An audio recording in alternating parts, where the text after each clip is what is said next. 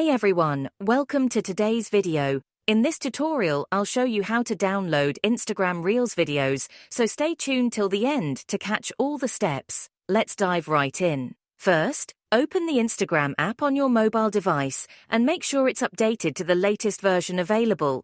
Sign into your account, and once you're on the home page, locate the Reel video you want to download. You can find it on your feed or in the Explore section. Once you've found the reel, tap on the share icon, the arrow pointing right, and then select Copy Link from the options. After copying the link, exit the Instagram app. Next, open your preferred web browser on your device. In the browser's search bar, type Snap Insta and hit Enter. Look for the official Snap Insta website in the search results and open it.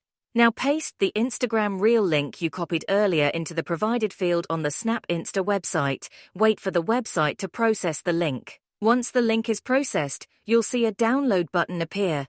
Tap on it, and the video download will start immediately. That's it. You've successfully downloaded the Instagram Reel video. If you found this tutorial helpful, please consider subscribing to the channel and giving this video a thumbs up.